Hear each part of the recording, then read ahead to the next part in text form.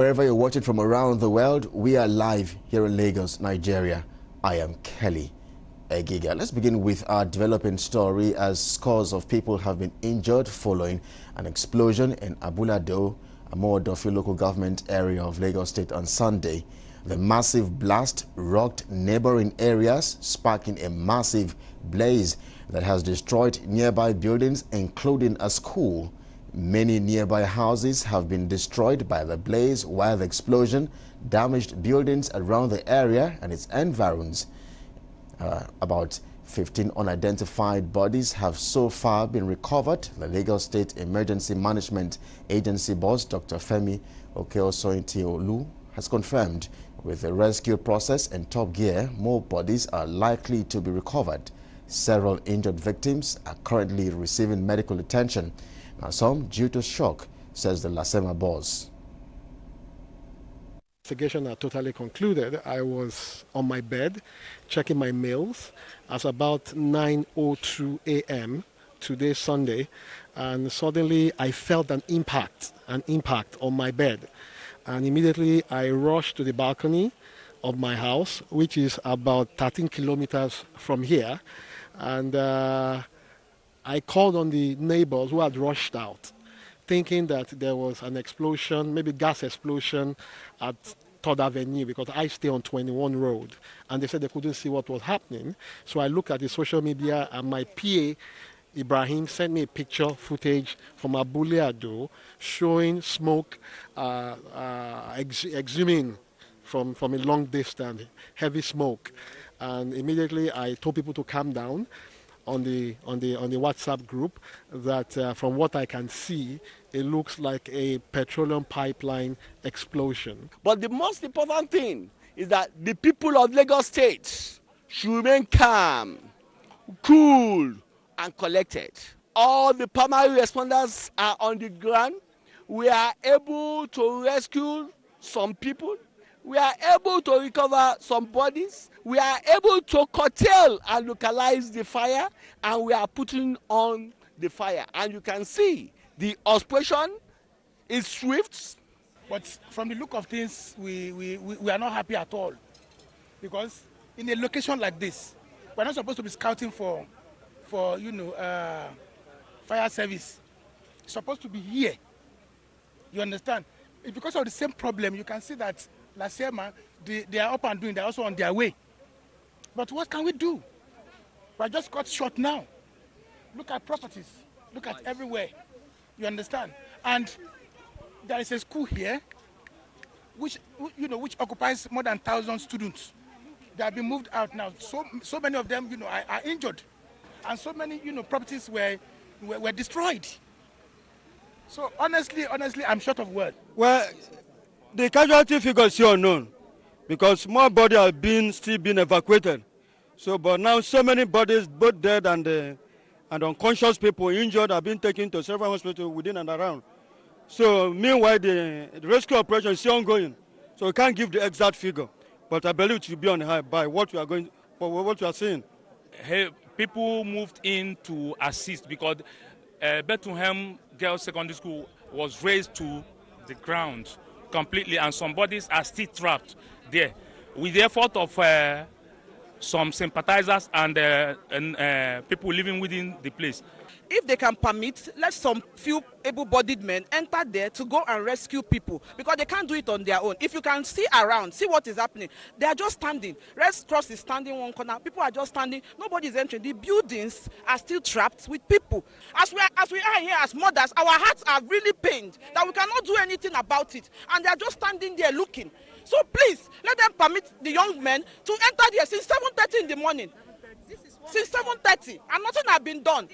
They are fighting fire, good and fine. They should allow young men to enter there and rescue people. We are staying here. I've been living here for past 12 years. People are there in that house. I can assure you that. See Red Cross now.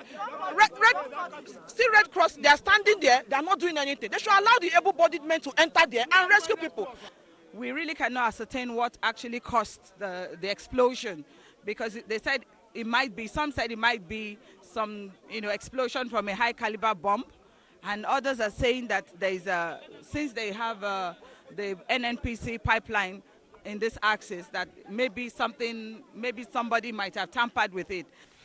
My brother, this is a Black Sunday for all of us who are. It's a Black Sunday for all of us who are stakeholders in this school. We have never seen or witnessed any type of disaster or tragedy before since the school came into inception. As a matter of fact, I got information this afternoon in the morning at about a few minutes to 9 o'clock, all the way from Mafuluko. I rushed down to this place. I could not recognize the school. A lot of the children were evacuated to safe zones. Some were injured. Some of the staff were equally evacuated to the nearby church here. I could not actually have access to such a spot in that there are heavy debris, heavy blocks that fell. We don't know whether there were any set of people trapped under the rubble. But so far, the information we're getting that all the children were evacuated. We have about 7 casualties right now, and we rescue one alive. But according to the information, they said that school, Bethlehem School, they still have some people there. We couldn't know, but we have reported the case to Nasema. Nasema will come, maybe when they come with their vehicle, we remove those people. That is what we are doing right now.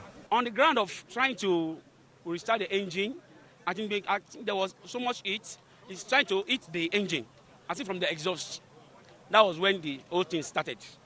So the product came up first, and it went up in the air, flying, spreading up and down. At that time, it has not caught fire. So now, the thing caught fire. At the time, it now went back to that return, that place. That was when the one that spread caught fire over there first. That was when it started spreading here and there. So far, so good.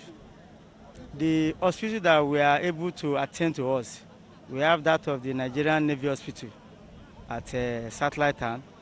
We have that of Holy Family Hospital, Ijegun, so far, and Igondo General Hospital.